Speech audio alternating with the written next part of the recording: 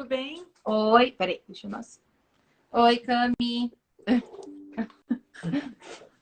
Tudo bem? Agora vamos esperar o pessoal chegando e entrando.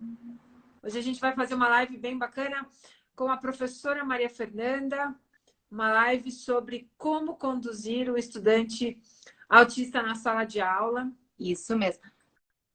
Ei, pode para falar. ajudar aí os professores e as escolas. Oi, Cami, seja bem-vinda. Enedi. Todos sejam muito bem-vindos. Esperar mais um minutinho para lá. Letícia, tudo bom, Lê? Oi, Lê. Oi, gente. Tá bom o vídeo? Eu tô travando? Ou tá... Não, por enquanto está ótimo. Ó, Olá, Adriana. Adriana. Oi, Adri, tudo bem? Dá oi para Adriana. A Adriana também já é alguém que caminha nessa estrada há algum tempo. Aham, Né? com certeza. Enfim, vamos lá, Nanda. Se apresenta um pouquinho enquanto o pessoal vai chegando. Tá bom. Se apresenta, diz quem você é. Então, E diz qual é um pouquinho da sua experiência. Você já está formada, vai fazer 5 anos de formada, né? vai. 4 anos e pouquinho. É, Porque eu formei na metade do ano, então... é isso aí. Mas então, Então, pessoal, fica à vontade. eu me chamo Maria Fernanda, eu sou professora, sou formada em História pela PUC. E como eu já falei um pouquinho na live que a gente fez junto, né?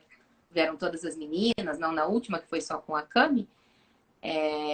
Eu acabei entrando meio que assim, pulei de cabeça, né, nesse mundo aí do autismo, né? Então eu comecei a trabalhar com aulas particulares e com isso acabaram vindo muitos alunos autistas para mim e eu não tinha esse conhecimento de início, né? Então para mim foi uma jornada, porque a gente nunca está preparado para isso, né? Porque é uma coisa que acabam que não ensinam pra gente, enfim. E aí eu comecei a lidar muito com os estudantes autistas em sala de aula e falei assim, não, eu preciso aprender sobre isso. Comecei a estudar, pesquisar, me informar, né? E, enfim, fui continuando aí nessa trajetória até, né, entrar nesse mundo aí do Portal do TEA com a Luciana e com as demais profissionais que estão aqui com a gente, né? Então, assim, sobre mim, o básico é isso mesmo, né? Que eu sou professora, eu trabalho com aulas particulares, atendo estudantes autistas, né? Não somente estudantes autistas, mas acaba que muitos pais precisam desse atendimento, né? Para os alunos, para os estudantes autistas. Então, enfim, acabei entrando aí nesse mundo e gostei muito, né? Cada vez mais estou aprendendo mais junto com as meninas que estão aqui junto com a gente no Portal do TEA, junto com a Luciana. Eu tenho pessoas da família, né, que são autistas, tenho meu irmão, né, tenho meu primo, então a gente vai convivendo, vai aprendendo. E aí eu tento trazer isso, né, para dentro da sala de aula. Como professora, né, o que eu posso fazer, o que eu posso... qual é a minha função nessa caminhada do estudante autista.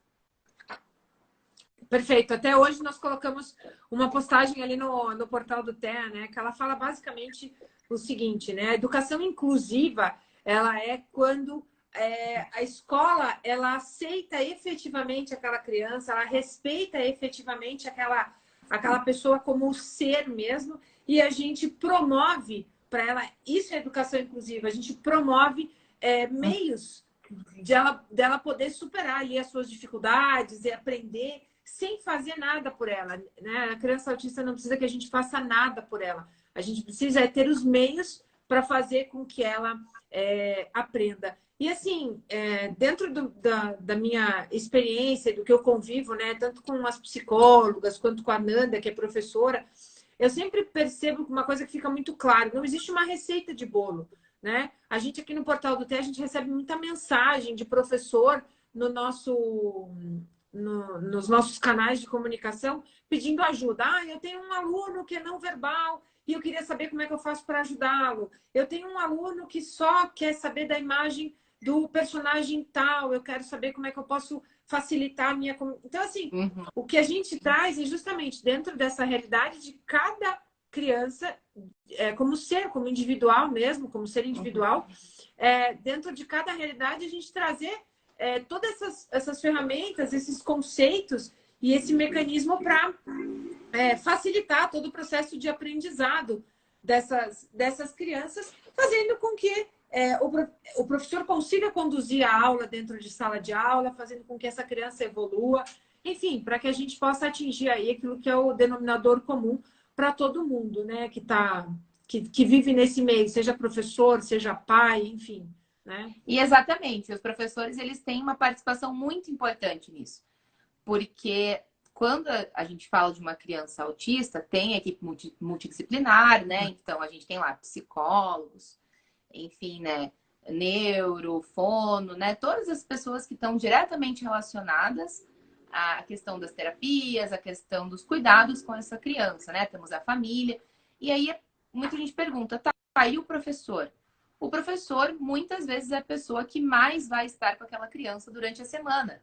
Porque se você for ver, os pais muitas vezes colocam integral na escola por questões de trabalho, né? Enfim.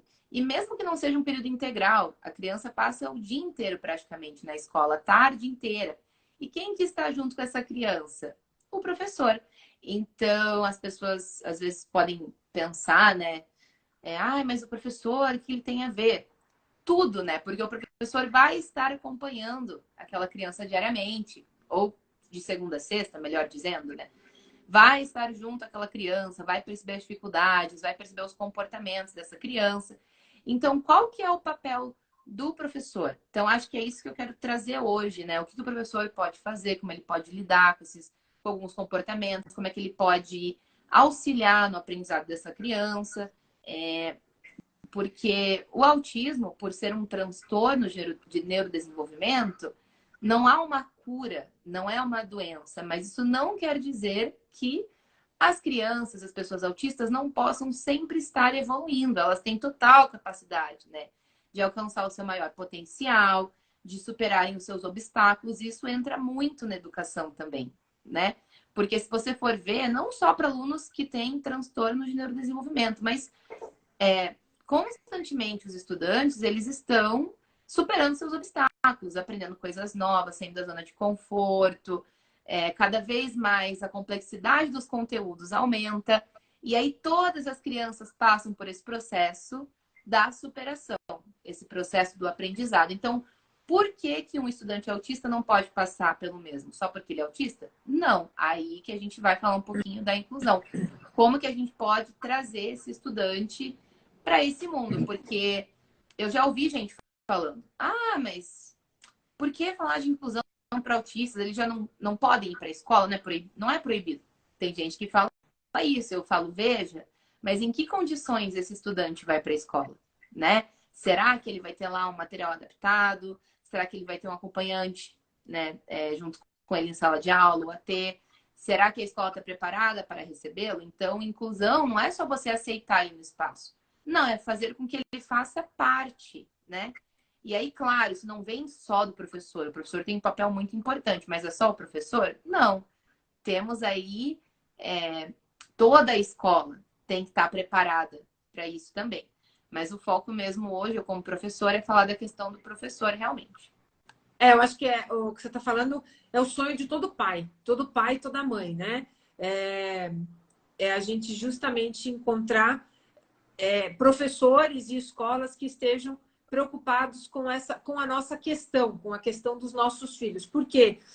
Porque o professor, às vezes, ele se coloca numa posição que é assim, tipo, mas eu não ganho para isso, né? Eu não ganho para cuidar de criança autista. A gente sabe que existe um cenário que muitas vezes é difícil, assim como a gente também encontra muitos professores no meio do caminho que fazem muito mais do que deveriam, né? Que eles ultrapassam a barreira só do ensinar, né? E do educar. Mas, enfim, a gente tem essas duas vertentes. Mas é o sonho de todo pai, né? Justamente é ter o professor e a escola envolvida e comprometida. Por quê? Porque eu sempre digo, né? O autista ele é um banco de 3 pernas. Né? Então, você pensa lá, o autista é o assento e as 3 pernas desse banco são as terapias, a família e a escola.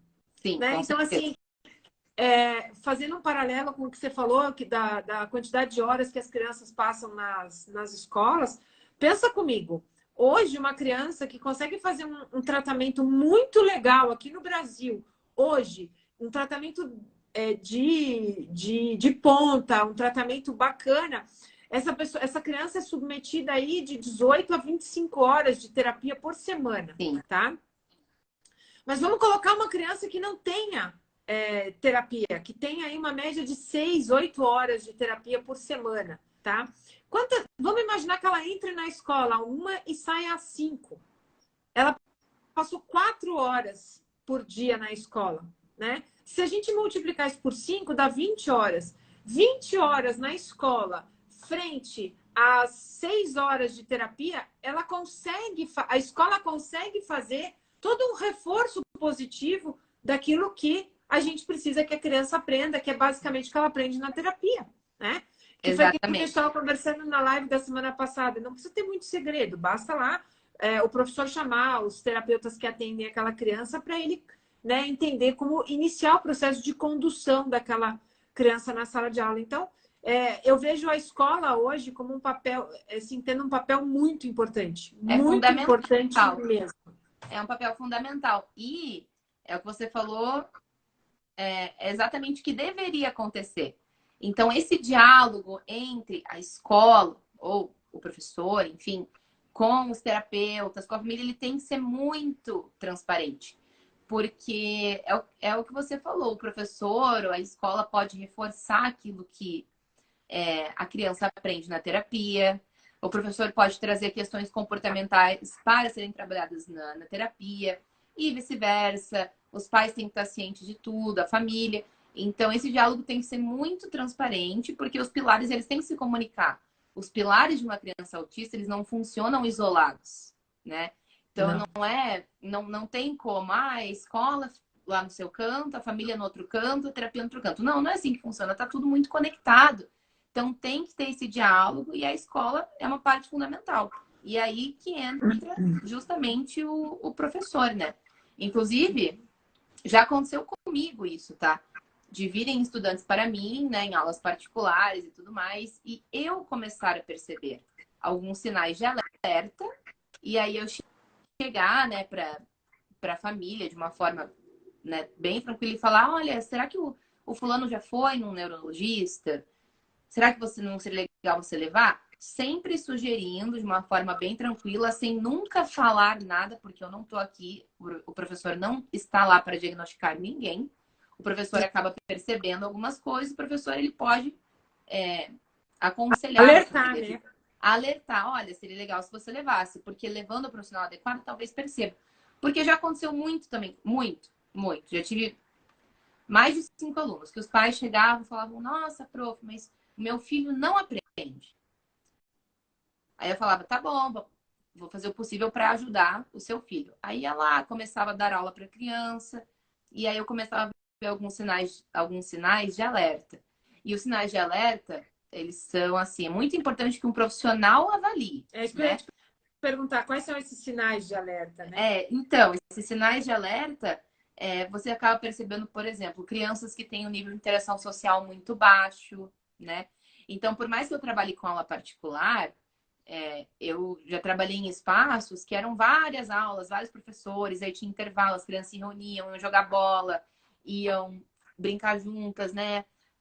E aí tinha lá aquela criança que não tinha essa interação, né? Então ela tinha essa interação social muito baixa, não apresentava esse nível, assim. Também crianças que apresentam algum atraso no desenvolvimento, então às vezes um atraso na fala pode também ser um sinal de alerta. Eu falo pode por quê? Porque não quer dizer que seja. É um profissional especializado que vai falar isso para os pais, né? Então, um neurologista, um psiquiatra, enfim, né? Mas pode ser um sinal de alerta. E nas horas das brincadeiras também, aquelas crianças que às vezes não brincam de forma funcional. O que isso quer dizer? Tem lá o carrinho, né? Normalmente, as crianças vão, os meninos, as meninas, enfim, eles pegam um carrinho e eles, né, brincam com o carrinho, né? Rodando o carrinho. E aí você vê que tem aquela criança que, sei lá, pega um carrinho e bate no outro. E tá super se divertindo. Ela tá brincando. mas ela não está utilizando o brinquedo conforme a sua função. Isso também pode ser um sinal de alerta, a dificuldade na comunicação, muitas vezes também, rigidez. A rigidez também é um sinal de alerta bem clássico, né? Então, a rigidez do comportamento da criança, aquela criança que tem aquela rotina muito fechada, não gosta de sair da rotina, não gosta de, por exemplo, ter aula com outra professora, porque acabou criando um vínculo, porque eu já atendi crianças, né, que não tinham nenhum transtorno de desenvolvimento, e daí, sei lá, vamos supor que eu tava de férias. Ó, essas 2 semanas vai ter uma prof substituta. Ah, legal, prof, tranquilo. E tinham crianças que não, porque você é minha professora, você que eu gosto, eu não quero ter aula, porque foge muito da rotina, foge dos vínculos daquela criança. Então, essa questão de rigidez também pode ser um sinal de alerta. Então, enfim, existem várias coisas que podem ser vistas pelo professor. Até mesmo, tem coisas que a própria escola nota. Por exemplo, uma certa seletividade da criança, seletividade alimentar na hora do lanche, com texturas de certos alimentos, né? Então, esses sinais de alerta, eles podem ser, assim, bem perceptíveis dentro do ambiente escolar. Muitas vezes os pais, a família, percebem também dentro de casa, claro, né? Mas nada impede que o professor também acabe percebendo aí esses sinais, né? Sinais de alerta que podem significar que a criança esteja enquadrada aí dentro do espectro autista.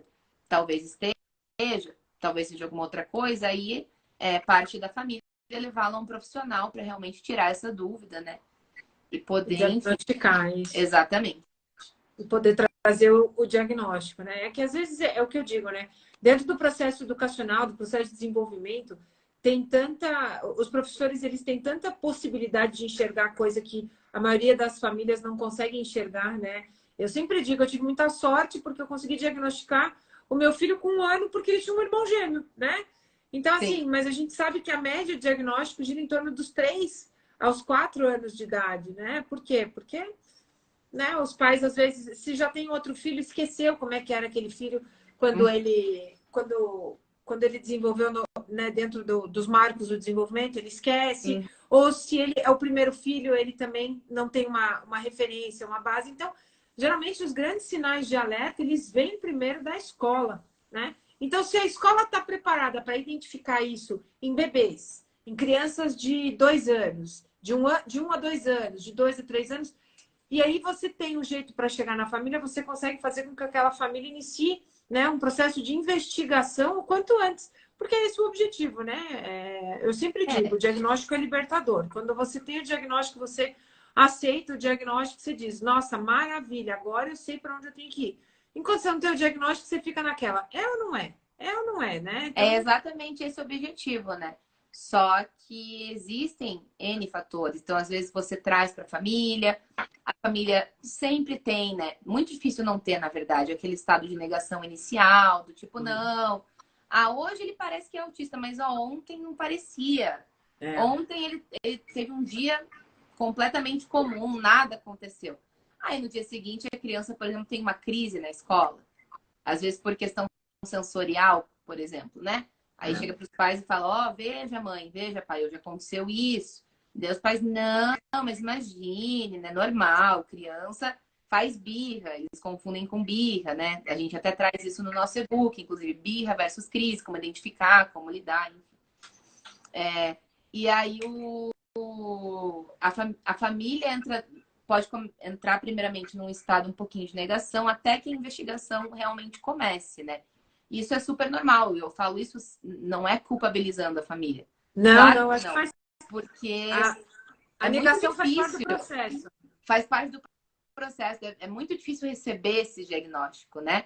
Eu não sou mãe, né, ainda. Um dia serei. Eu gostei do ainda. Um dia, né? Quem sabe? Não, ainda sou muito nova para ser mãe. Mas se falou ainda, porque um dia pensa em um dia ser.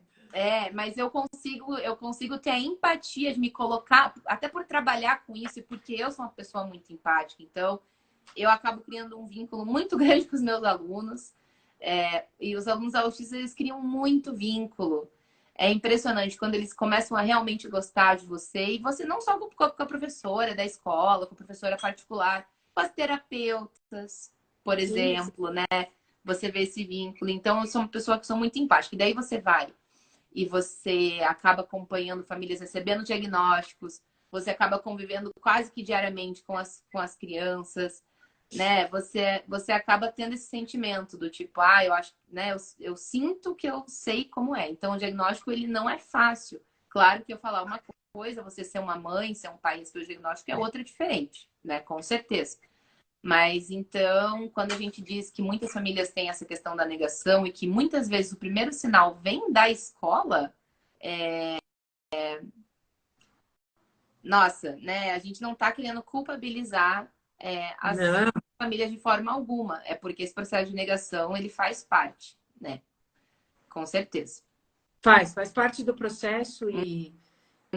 e depois que você supera, né, depois que você vira a página da parte de negação, é que aí você colhe os frutos e que você vê realmente o resultado efetivo do negócio, né? Eu sempre conto que eu passei aí 7 meses em processo de negação e eu acho que depois que você aceita que vem o caminhar. E essa sua empatia, é assim, é tudo que a gente pede no meio do caminho. Por mais que você, por exemplo, você não tem filho, a Camila não tem filho, a Letícia não tem filho, a Gabi não tem. Quem somos nós, né? Somos Uhum. uma mãe e 4 profissionais que se juntam justamente para trazer essa empatia e trazer essa visão, esse conhecimento que pode auxiliar professores e pais de forma dinâmica, de forma didática e de forma imediata, né, a trazer a melhoria para os seus filhos. Então, assim, mesmo não tendo filho, essa empatia é tudo que a gente pede no meio do caminho para encontrar pessoas que sejam empáticas. Eu não preciso de ninguém para me apontar o dedo, né? Eu preciso de pessoas que me ajudem a achar saídas e soluções. E uma mãe, quando matricula um filho para fazer, né, para você fazer o acompanhamento pedagógico dele, ela está dizendo para você, eu tenho um problema que eu não consigo resolver e você vai ter que me ajudar, né? Então, eu acho que é aí que entra a empatia desse professor que faz Sim. o reforço, o acompanhamento pedagógico, enfim. Os pais, eles estão buscando por soluções, né? Então, eles trazem para gente, enfim, não, olha, o problema é esse, né? O que você pode fazer para ajudar, né? Como é que você pode me ajudar a solucionar essa questão, né? E aí que a gente entra. E dentro, né, do autismo, existem algumas questões comportamentais que podem ser muito evidentes, né, em sala de aula também. Então, eu trouxe já alguns sinais de alerta, né, e tudo mais, mas existem coisas que podem acontecer, né, não que vão acontecer, porque já falamos muito isso aqui, né, no nosso perfil, nas lives. Nem toda criança autista é igual, todas são seres humanos diferentes, com histórias diferentes, famílias diferentes, né? Antes de tudo, são crianças. Então, o que a gente fala aqui não é um caso que, meu Deus, tem que seguir todos os requisitos, todo mundo é igual. Não. Mas tem questões que podem acontecer, né? Que podem vir associadas ao TEA, né? Questões comportamentais. Então, eu já consegui perceber isso algumas vezes, a questão, por exemplo, do isolamento no ambiente escolar, dessas crianças se isolarem. Por quê? Porque não se sentem compreendidas, né? Ou porque não suportam as questões sensoriais, às vezes é um ambiente com muito barulho, alguma coisa que para aquela criança não dá. Ou às vezes, até por não verem essa necessidade da socialização, que é uma coisa que vem junto aí ao autismo, né? Então, esse isolamento, ele, né, pode vir a acontecer. É uma coisa que um professor pode identificar. Muitas vezes também a criança pode se sentir muito ansiosa, então ela acaba se sentindo insegura, até dentro do ambiente para realizar as atividades, né? A criança pode ter uma dor de cabeça, uma dor de barriga. Na hora do lanche ela pode comer demais ou comer de menos, né? Coisas que o professor acaba anotando também dentro do ambiente da escola, né? Você se refere a uma dor de barriga, a uma dor de cabeça, assim, tipo, antecedendo alguma atividade que ele está ansioso para Sim, que aconteça, ou que ele está nervoso, preocupado. sim, sim. O meu primo tem muito isso, né? O meu primo que é autista. Ele começa a ficar ansioso por alguma coisa, ele já fica meio mal, né? Ah, eu tô com dor de cabeça, não tô mexendo bem, ah, eu tô com dor aqui, dor assado, então isso é uma coisa que pode acontecer. E às vezes isso pode gerar crises, né, na criança. E aí as pessoas perguntam muito, nossa, como é que eu consigo lidar com uma crise de uma criança autista? Eu não sei como lidar. Olha, realmente é uma questão complicada, não é? E é o que a Lu falou, não é uma receita de bolo, mas o jeito que já aconteceu comigo, de eu estar em aula particular presencial e o aluno, né, por algum motivo, acabar por uma questão de desregulação, acabar tendo uma crise. Então, como é que a gente lida? O que eu sempre tento fazer é sempre manter aquela voz bem calma, bem acolhedora, sabe? Você não pode começar a gritar com a criança, você não pode apontar o dedo, não, Deus me livre, não, eu ia falar bater, isso Deus me livre, né? Não pode fazer de nenhuma forma. Então, você não pode fazer isso com a criança, você tem Você que não tentar pode, manter. Não você pode não pode ficar. se desregular, né? A criança já Não, está desregulada. Você tem que exatamente, buscar regular a porque a criança, criança né? já tá desregulada. Então, se você se desregular, se você se exaltar, aí não vai ter jeito. Então, manter essa questão acolhedora nas palavras e eu sempre tento levar a criança para um local, entre aspas, seguro. Não que o ambiente que ela já estava não fosse seguro, não é isso. Mas, às vezes, um local um pouco mais calmo, sem muitos barulhos, um local onde a criança se sente confortável, né? Para que ela consiga, né, se acalmar um pouco em relação a essa crise. Claro que existem casos e casos, né? Mas eu acho que manter a calma é a minha dica principal. Porque você é o adulto da situação. Então, você que está vendo o que está acontecendo, a criança é uma criança, independente de ser uma criança autista, é uma criança. Então, Não, você eu sempre digo, a gente é que tem a consciência, né? Eles não desencadeiam esses quadros conscientemente, né? Porque tem que acontecer. Então, enfim, isso não tem como prever, né? Isso, eles não conseguem controlar isso. Então, já que nós temos a consciência, né, mais alto nessa situação, falando mais alto nessa situação, nós é que temos que manter a calma e fazer com que o negócio ocorra de forma organizada para que a criança consiga se restabelecer, né? Exatamente, porque nós que temos a consciência do que está realmente acontecendo naquele momento. Quando a criança autista está tendo uma crise, ela está totalmente desregulada. Então, você não pode cobrar dela uma atitude de, olha, para com isso agora. Ou levantar a voz. Ou tentar ser agressivo com a criança. Isso não vai funcionar, sabe? Você tem que se colocar no local de que, ok, isso está acontecendo. Eu sou a pessoa que estou aqui com essa criança agora, sou o adulto responsável por essa criança nesse momento, então vou tentar acalmá-la, né? Da melhor forma que eu conseguir. Mas é claro, é bem difícil. É bem difícil, né? A gente não pode cobrar que o professor acerte tudo de primeira, né? Tem vezes que você tenta acalmar, a criança acaba ficando mais agitada, isso já aconteceu comigo, né? Infelizmente, isso pode acontecer. Mas vale muito, assim, a tentativa, né? Da parte do profissional, da pessoa que está com aquela criança naquele momento, para esse auxílio, né? Porque se ela já está desregulada, então quer dizer que ela já não está bem, né? Então a gente tem que ter um pouco de calma dentro dessa situação. E já me perguntaram, assim, né? Tem pais, às vezes, que perguntam, tipo, mas meu filho tá agressivo, isso é normal, prof? Porque meu filho bateu no coleguinha, isso é normal, prof? Então, assim, a agressividade, ela não faz parte do diagnóstico do autismo, dos critérios de diagnóstico. Ela não necessariamente faz parte. Mas, contudo, autistas, eles podem apresentar comportamento agressivo decorrente da desregulação mesmo, né? Então, isso é uma coisa que pode acontecer também.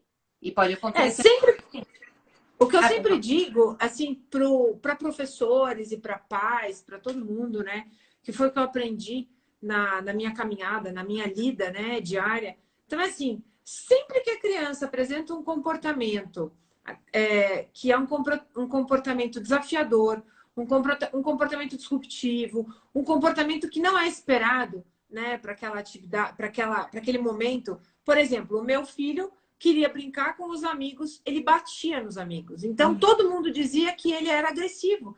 E ele não era agressivo. Só que ele não falava, ele não sabia chamar os amigos para brincar. Então, a forma que ele encontrou de chamar as pessoas para brincar era bater. Porque toda vez que ele batia num amigo, todo mundo virava e chamava a atenção dele, olhava para ele. Não, não faça isso, não faça isso. Ele recebia atenção. Isso.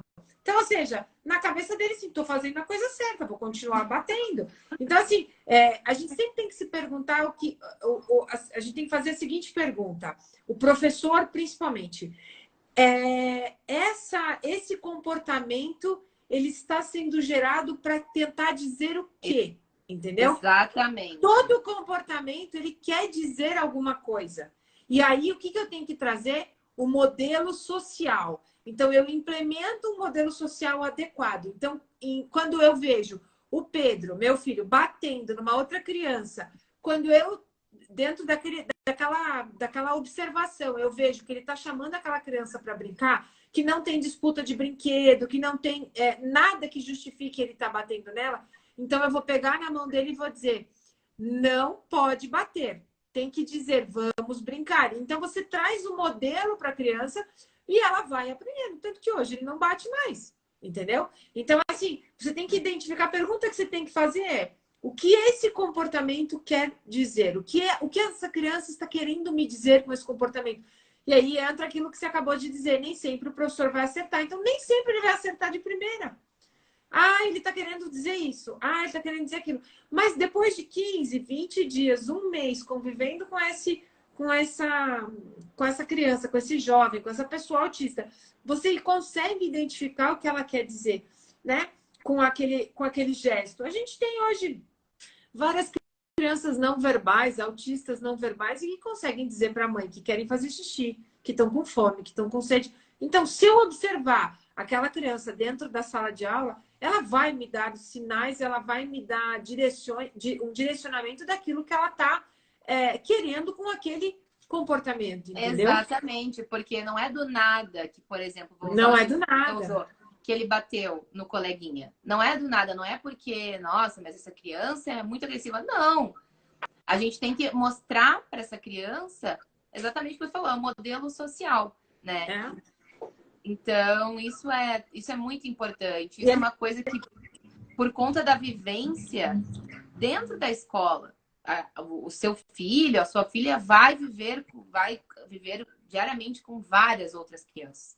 Então, isso vai acontecer, né? Não a questão de bater, mas isso vai acontecer a questão da convivência, né? E aí as crianças, assim como os adultos, assim como os adolescentes, eles vão ter esses empecilhos na convivência. A diferença é que a criança é criança, então às vezes ela não vai ter muita noção da etiqueta social. Nem somente as crianças que são autistas, qualquer criança isso qualquer pode acontecer. criança. E às vezes a gente tem que pensar também. Eu penso isso, tá? Algumas vezes. É uma coisa que eu faço muito. É um aluno, é um estudante autista, teve tal comportamento. Aí eu penso assim, tá, e se um estudante que não é autista tivesse esse comportamento, o que eu faria, né? Eu iria conversar com aquela criança, falar, olha, isso não é legal, isso está errado, deve se fazer assim. Então, por que eu não posso agir da mesma forma como um estudante autista? Eu penso muito dessa forma, é claro, né? Temos casos e casos, né? Cada criança é uma criança, mas no geral funciona bastante, sabe? Às vezes é uma criança autista que fez algo que está errado, que não pode ser feito naquele momento, ou foi alguma coisa em relação ao coleguinha, puxou o cabelo, sabe, bateu no coleguinha. Eu penso, se fosse uma criança que não é autista, eu chegaria e falaria, olha, fulano, não é bacana você fazer isso, não está certo, não é legal, o jeito correto é fazer assim. Se você quer algo emprestado, você deve perguntar, deve pedir. Então, vou agir da mesma forma como meu estudante autista. É bem isso. Então, assim, vem, arranca a coisa da mão do colega. Aí você diz, não, você pede, me dá, por favor. Você traz um modelo social, né? Então, assim, ele fez aquilo porque não ele teve um comportamento que a gente diz que não é legal. Mas eu preciso ensiná-lo a ter um comportamento correto. Porque ele também não sabe que aquele comportamento não é legal. Porque é nesse momento que nasce o estigma do estudante autista, entendeu? Na escola. Aí nasce aquele estigma de que é aquela criança que não faz atividade, que só corre, que só grita. E o autista não é assim, Não, entende? não é Você assim. As tem pessoas crianças pensam que... que é aquela criança que atrapalha a sala de Isso! aula. Pensam que é É. aquela criança que vai atrapalhar. E não é assim, não é assim que funciona. Aquela criança só precisa que você tenha um pouco, talvez um pouco mais de paciência com ela, para você ensinar, para você mostrar quais são os modelos a serem seguidos. Porque são crianças. Paciência, Sim, paciência técnica, né? Um pouco de conhecimento. Por quê? Porque você vai ter que criar um caminho para ele criar aquele modelo, diferente das crianças que são típicas, né? Elas criam aquilo através da imitação, porque a imitação é o primeiro modelo social que todas as crianças têm. E o autista, a exatamente. maior dificuldade dele é o imitar, né? Exatamente. E aí, dentro desse espaço de escola, temos as questões comportamentais e também temos as questões de aprendizagem, né? Com aquela criança autista. E a inclusão, na minha visão, ela entra em todos esses aspectos, né? Temos que realizar a inclusão tanto das questões, né? Com os coleguinhas, essa questão. Às vezes também é legal você conversar com os colegas também, né? Um colega ou outro, explicar, enfim. Então, assim, trazer essa questão com os colegas, trazer essa questão também no ensino, né? Que isso também é muito importante. Porque aí a criança autista, ela vai estar realmente inserida naquele espaço, ela vai estar aprendendo, vai estar superando obstáculos, vai estar tendo relações sociais, né? E é isso que a gente busca. É o que eu sempre digo, é assim, como eu vejo, né? O professor, ele é um grande mediador das relações. Ele vai Sim, trazer os modelos sociais, ele vai trazer o modelo comportamental, o que é o correto, o que não é. Ele vai trazer toda essa base para essa criança, enfim, para esse estudante, né? Mas quem faz a inclusão mesmo, o professor, o acompanhante terapêutico, enfim, auxiliar de sala, todas essas pessoas fazem mediação. Mas quem faz a inclusão mesmo são os outros alunos, são os outros sim, estudantes, são os colegas da sala. Né? Tanto que hoje a gente não tem nenhuma referência de qual que é o percentual de estudante autista que pode ter dentro de uma sala de aula. Né? Mas uma escola tem que sempre manter esse cuidado. Você não pode ter, tipo, 40% de estudante autista dentro de uma sala de aula. Por quê? Porque você não pode sacrificar os estudantes típicos também, né? Porque quem uhum, faz a inclusão dessas crianças são os estudantes típicos, são as crianças típicas, né? Então, são elas. O que o professor vai fazer? O que o acompanhante terapêutico vai fazer? Ele vai mediar. Vamos fazer uma brincadeira junto com esse. Que o nosso amigo possa participar, vamos fazer algo que essa pessoa possa ser convocada. Não vamos brincar lá no tanque de areia, porque agora ele não quer, vamos brincar do outro lado. Enfim, você vai mediando a relação, você vai trazendo um modelo social de forma que os outros estudantes possam fazer a inclusão daquela criança, daquele estudante autista, né? Mas não é o que eu sempre digo, todo mundo acha que o professor, o acompanhante terapêutico, ele tem que fazer companhia, né? Não, ele não tem que fazer companhia, ele tem que fazer mediação, ele tem que ajudar esse estudante, essa criança autista, a estar inserida nesse convívio social, entendeu? sim, ele tem que Então, fazer essa mediação. dessa Inclusive, mediação. eu tive uma experiência, porque quando eu estava na faculdade, eu fiz estágio, né? E aí eu fui estagiar por alguns meses numa escola, que era uma escola pública, né?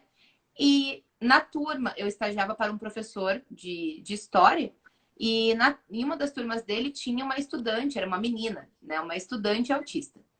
E a escola, infelizmente, como acontece muito claramente, não tinha esse preparo para recebê-la, né? Então, não tinha adaptação, uma coisa que me chocou muito, né?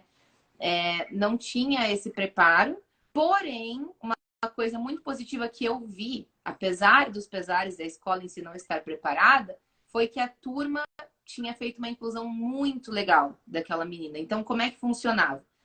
O professor, no primeiro dia, eu como estagiária, ele me mostrou o laudo dela, ele falou, ó, essa estudante aqui tem um laudo, então dela, né, ele falou até, dá uma colher de chá, não pode cobrar tanto, falou dessa forma. Eu falei, não, tudo bem. E aí, fui lá, tiveram alguns dias que eu dei aula pra turma, né, enfim, tudo mais. E eu percebi, assim, por exemplo, na hora dos trabalhos em grupo, era uma turma um pouquinho mais velha, já era de ensino médio. Na hora dos trabalhos em grupo, ela já tinha lá todas as amigas dela, tinha sido eleita representante de turma, porque a turma quis fazer isso para que ela se sentisse incluída, então ela era representante e ela não conseguia, ela não falava muito, sabe? Então ela era não verbal. E aí a turma tinha toda essa questão, todo esse cuidado com aquela menina para que ela se sentisse incluída no espaço. Então isso eu achei muito bacana, né? Eu vi isso, né? O pessoal sempre incluindo, ajudando, né? Em todas as atividades, sempre as amigas iam lá, ajudavam ela a fazer do jeito que ela conseguia, né? Quando precisava de qualquer coisa que ela precisasse, os estudantes da turma estavam lá em prol disso. Então, isso eu vi isso com os olhos, eu achei muito legal. Então, realmente, nessa instituição que eu fiz esse estágio, a instituição em si não estava realmente preparada totalmente para receber uma estudante autista. Mas é o que você falou, a inclusão foi feita muito pela turma. Claro que o ideal seria, né, ter o material adaptado, enfim. Mas já é uma coisa que eu vi que eu achei muito bacana, assim, sabe? Fala um pouquinho dessa parte que você estava comentando aí, a gente acabou mudando o rumo dessa parte dos materiais adaptados, essa questão do material adaptado, não propriamente dito, mas do processo de aprendizagem. Isso, então, em relação ao processo de aprendizagem, né, é uma coisa que eu acho que todo professor tá careca de ouvir é currículo escolar. Se fala tanto, né, ai, currículo escolar isso, currículo escolar aquilo, mas o que é, na verdade, o currículo escolar? O currículo escolar é a base da prática pedagógica. Então, é no currículo escolar que o professor vai apresentar, por exemplo, os conteúdos que serão trabalhados, a ordem, a carga horária, a metodologia que vai ser utilizada, né? E aí, quando a gente está falando de um estudante autista, a gente tem que fazer o quê? Adaptar o currículo escolar, né? Então, essa criança ela vai ter um currículo diferenciado, certo? Ah, e quem faz isso? É a terapeuta, é o professor, é a escola, é a psicopedagoga? Via de regra, né? Quem tem que fazer é o professor mesmo. Então, tá aí, ó, o conhecimento que o professor tem que ter. Porque é o que faz sentido. O professor tá lá fazendo todo o currículo escolar, da disciplina, ou às vezes nem da disciplina, um professor de séries mais novas que entrega todas as disciplinas, tá fazendo lá um currículo para ver o que vai ser trabalhado no trimestre, né? Então, é essa pessoa que vai ter que adaptar esse currículo anteriormente feito para o estudante autista. Então, esse currículo escolar ele vai compreender assim todos os objetivos de aprendizagem, certo? E aí, quando a gente pensa na adaptação, o que a gente precisa fazer como professores, né?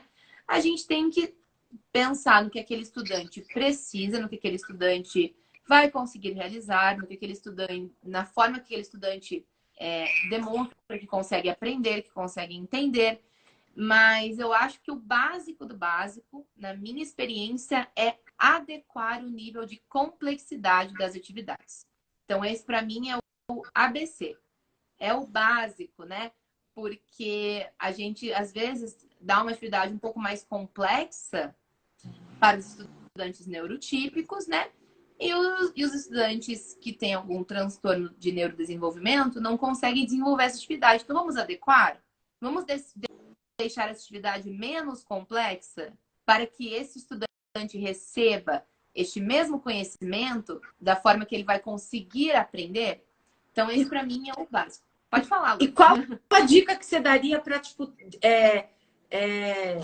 tornar menos complexo esse processo, entendeu? Quais são as dicas? O que o professor pode fazer para ele diminuir esse nível de complexidade das atividades? Por exemplo, tem uma atividade mais extensa, ele vai o quê? Reduzir a atividade? O que ele pode fazer? Ele vai fragmentar aquilo? Como é que ele pode trabalhar para a gente poder dar uma dica? Tem várias coisas que podem ser feitas. A pergunta que eu me faço quando eu vou adaptar alguma atividade é: o que é realmente necessário para o meu estudante? Né? Então, a primeira coisa que eu pergunto para mim mesma é essa: o que é realmente necessário, né? O que ele vai poder utilizar dessa atividade que ele vai realmente aprender, né? Então, a gente já diminui a complexidade do conteúdo, certo? A gente não vai dar aquele conteúdo grande, maçante. Não, a gente vai pegar as partes chaves daquele conteúdo. E falando da atividade em si, tem várias coisas que podem ajudar muito. Como, por exemplo, uma coisa muito simples. Aumentar a letra do enunciado. Isso é uma coisa que pode ajudar muito, muito, muito. Aumentar a letra do enunciado, colocar mais imagens e deixar os enunciados mais curtos, né? Isso é uma coisa muito bacana, não só em questão de enunciado de atividades, de provas, mas também na hora de você conversar, de você falar com aquele estudante autista, né? Não é assim, não é muito recomendado, né? Quer dizer que não pode, mas não é muito recomendado você, por exemplo, dar uma tarefa muito extensa para aquele estudante, né? Você tem que falar, agora vamos, não sei, ao parquinho. Aí quando chega no parquinho, fala, agora nós vamos brincar. Às vezes, dependendo da criança, não são todas, tá? Mas dependendo da criança, quando a gente fala, vamos ao parquinho, vamos brincar, já é uma coisa muito extensa, né? Então, isso a gente traz para as atividades. Faz uma adaptação para que a gente acabe adequando esse nível de complexidade, tanto dos enunciados, quanto da atividade em si. Aumenta a letra, coloca imagens, deixa a atividade mais curta, coloca só o essencial e coloca num nível, né, que a gente sabe que o estudante ele vai conseguir compreender. Eu tive um estudante autista que fez aula particular comigo um tempo e ele gostava muito, muito, muito, muito de trabalhar com imagem. Muito. Então, eu preparava praticamente tudo com imagem para ele. Era aula de história. Eu ia lá, pegava a imagem do acontecimento histórico, pegava uma imagem X, uma imagem Y, fazia lá, ia colando as imagens com ele, para ele aprender as ordens dos acontecimentos. Praticamente não tinha texto, né? E funcionava muito bem. Ele conseguia, daí depois me contar o que aconteceu. Ah, prof, então, em tal coisa aconteceu isso. Eu falava, viu? Dele porque a imagem 1 era tal, a imagem 2 era tal, então eu sei a ordem do acontecimento. Então, acho que para a questão de adequar a complexidade, essa é a minha principal dica. Essas, né? Porque eu falei várias coisas. Tem muita. Quando a gente vai mudando a faixa etária, né? A Nanda, a Maria, eu falo Nanda, né? A Nanda trabalha um pouco mais com Fundamental 2 já, né, Nanda? De sexta série para frente, né? Então, ela pega crianças, estudantes autistas que têm, né, as suas dificuldades, enfim, algumas limitações, mas ela justamente é o que ela traz. Ela consegue, através do conhecimento que ela está adquirindo, através dessa empatia, ela consegue tornar aquele processo de aprendizado viável, né? A ponto dessa criança chegar lá para fazer a prova e passar de ano, né? Enfim, conseguir atingir o seu objetivo. E são muito legais atividades assim de liga os pontos, sabe? Recorte, de recorte, de circular, de pintar. Esse tipo de atividade eu gosto muito de trabalhar também. Aí você pergunta assim, no online, né? Às vezes, como é que você faz? Né? Eu mando para a mãe imprimir, faço isso direto. Falo, olha, mãe, você pode imprimir essa atividade aqui para a próxima aula? Ela fala, posso. Ela imprime, daí você vai fazer aula online, o estudante já está lá com a atividade. Então você vai dando as orientações, né? Então, esse tipo de atividade também é muito legal, né? Para crianças mais novas ou até mais velhas também, não tem nenhum problema, né?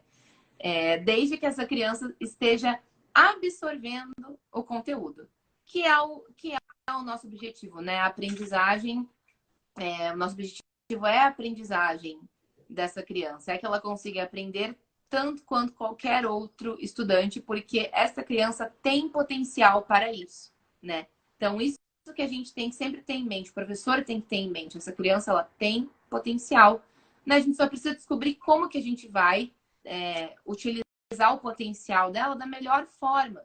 Então, como que ela aprende melhor? É uma criança que gosta mais de imagem, gosta mais disso, gosta mais daquilo, é uma criança que gosta muito de tal personagem, é uma criança que gosta muito de atividade de colorir, é uma criança que consegue muito bem se os textos são grandes, são objetivos. A gente vê o perfil de cada aluno e traz essa adaptação no currículo escolar. E, de novo, né, vou falar aqui mais uma vez, não é fácil.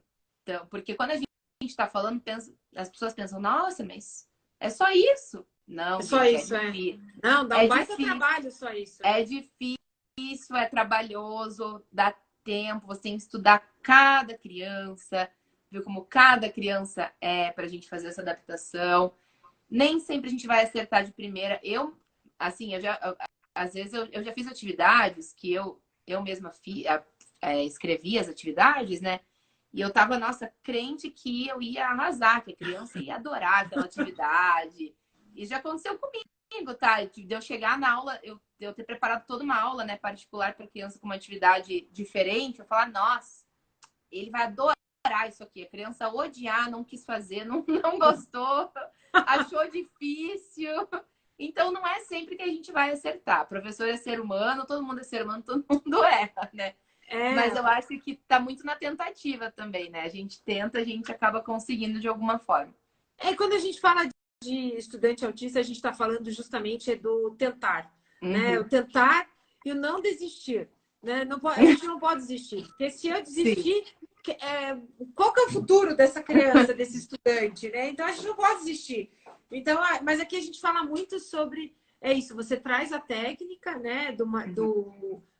De como lidar com esse comportamento, de como lidar com esse estudante dentro da sala de aula, mas vai muito da tentativa de acerto e erro, né? Então você vai, uma hora você acerta, aí o que você fez com esse, você leva para o outro e não dá certo. A gente vê na própria experiência, né, de mães, às vezes a gente conversando, olha, eu consegui fazer isso aqui com o meu, dessa forma. Ela tenta, não, com o meu não deu certo. E assim você vai.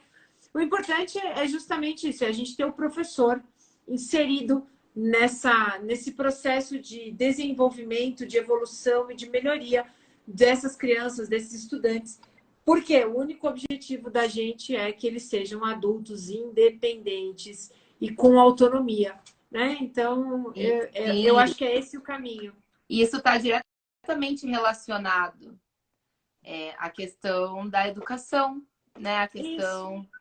Então, não, é o que a gente falou lá no começo. Não tem como separar os três pilares. A escola num canto, a família em outro canto. Não, tá tudo muito conectado, né? A família confia muito nos profissionais nos quais essa criança vai estar próxima, né? Então, a família vai confiar muito no professor, vai confiar muito na equipe da escola, vai confiar muito nos terapeutas. E aí a gente tem que estar lá para mostrar para essa família que essa família tem por que confiar na gente, sabe? E eu já ouvi, assim, relatos muito tristes de mães, de pessoas autistas, de crianças autistas, que viram que o filho acabou não sendo compreendido pela professora na escola. Então, esses tempos mesmo, eu estava lendo um relato, né, de uma mãe que estava desabafando lá em um grupo, falando que ela chegou na escola e a professora estava gritando com a filha, não, com o filho, perdão, era filho, com o filho dela, porque o filho dela estava muito nervoso, porque ele tinha esquecido, acho que a lancheira, alguma coisa do tipo. Então ele estava muito nervoso, porque ele estava sem a lancheira e sem o lanche dele, que ele traz de casa todo dia. E aí diz que a professora pegou um outro lanche, falou, não, mas come esse aqui mesmo. E daí a professora se gritou com a criança chorou mais. Veja que relato triste. Mas também é uma profissional que não teve esse preparo, né? Não sabia como lidar e isso acaba interferindo diretamente na questão daquela criança. A família fica muito chateada, interfere na família também. Daí a mãe teve lá que mudar a criança de escola. Daí quando muda de escola já é outra coisa. Outro transtorno. Outro transtorno, exatamente. Sem contar que tem escola que você matricula o seu filho, você diz que ele é autista, a escola liga para você dia sim e dia não, para dizer algum problema do seu filho. Então, assim, a escola ela não tem a mínima intenção de mediar essas circunstâncias, essa situação. Quer jogar então, pro seu colo. Uma coisa é você informar o que aconteceu, outra coisa é você ver que a escola não só está reclamando, né? Ela não quer participar, entendeu? Então, assim, o grande sonho é justamente esse, é trazer a escola como que ela se reconheça como parte no processo de desenvolvimento, entende? E o dia que a escola se reconhecer como parte do processo de desenvolvimento, a gente não precisa de lei federal, a gente não precisa de mais nada. A gente chegou no ápice e aí a gente tem todo mundo sendo tratado como um ser único, né? Eu sempre digo, eu tenho um filho autista e um filho não autista, um típico e um atípico, né? E o meu filho que é típico é quem mais tem sorte nesse processo todo, porque eu aprendi com o meu filho autista o quanto eu tenho que respeitar a individualidade e o processo de desenvolvimento de cada um. Então, o meu filho típico é quem mais se dá bem, porque eu aprendi a respeitá-lo e não cobrar nada além daquilo que ele tem condição de me dar, entendeu? Então, acho que esse é o X da questão, sem subestimar, né? Sem trazer o capacitismo, né? Logo de cara, tanto para um quanto para outro, mas acreditando no potencial e no processo de evolução e de desenvolvimento de cada um. Então, acho que esse é o papel. A gente é muito importante acabar com esse estigma, né? Essa questão do capacitismo que nem você falou. Então, você olhar para aquela criança autista e falar, não, mas essa criança nunca vai fazer isso. Né? Isso não pode acontecer. A gente sempre tem que acreditar no potencial dessa criança e realmente vão ter coisas que essa criança não vai, talvez, conseguir fazer. Assim como tem várias outras coisas que outras crianças que não têm nenhum transtorno de neurodesenvolvimento também não vão conseguir fazer. Não vou conseguir fazer. Ninguém consegue fazer tudo nesse mundo, né? Então, a gente às vezes, né, acaba olhando com um olhar tão diferente para uma criança com algum transtorno que a gente esquece da primeira coisa principal, que são os seres humanos. E seres humanos não são máquinas, né? Não são máquinas, é então, isso mesmo. A gente sempre tem que pensar nisso. É o que eu digo, né? A única coisa que vai fazer a gente manter no jogo é o que a gente tem que as máquinas não têm, é o sentimento. Né? A única forma, as máquinas podem substituir os homens em tudo, mas elas não podem ter sentimento, como, né, as máquinas, os robôs não podem ter sentimento. E tem muita coisa que só o ser humano pode fazer porque ele tem o sentimento, a sensibilidade, o feeling, enfim, né? Então é dentro desse processo todo que eu agradeço demais a tua presença, agradeço demais a tua contribuição e, né, para você deixar um recadinho aí para a gente poder se despedir do pessoal e vir semana que vem para a próxima live. Ai, obrigada, Luca. É um prazer estar aqui, é um prazer participar desse projeto tão lindo, né, que a gente está desenvolvendo. Quero agradecer a todo mundo que entrou. Eu vi que tiveram vários amigos meus que entraram, não falaram nada, vão estar só olhando. Obrigada a todo mundo que entrou. Espero que vocês tenham gostado. E é isso, gente. Eu acho que se você, né, tem interesse em aprender um pouco mais sobre isso, você sendo uma mãe, sendo uma irmã, né, ou trabalhando ou não com crianças autistas, a gente está com esse projeto super legal, o Portal do TEA. Dê uma olhadinha no nosso perfil, os posts estão bem bacanas, tem bastante informação, a gente tem o nosso material digital, enfim, qualquer coisa vocês podem contar com a gente. Isso mesmo. Obrigada, então, pela audiência de todo mundo, todos que passaram por aqui, todos que estão aqui até agora, o finalzinho. Um beijo no seu coração, Nanda, obrigada. Um beijo no coração de todos. Beijo, boa noite, pessoal, obrigada. Boa noite. Quinta-feira que vem a gente está aqui de novo, às 20h30. Você sabe com quem que vai ser? Quinta que vem vai ser com a Lê? Não sei ainda com quem é, acho que... Mas estaremos aqui, pessoal. Estaremos aqui. Até segunda-feira a gente vê com quem que é e aí a gente já solta nas redes sociais terça ou quarta-feira já o convite para o pessoal participar. Tá bom? Tchau, Beijo, gente. Nanda, Boa obrigada. noite. Tchau, pessoal. Boa noite.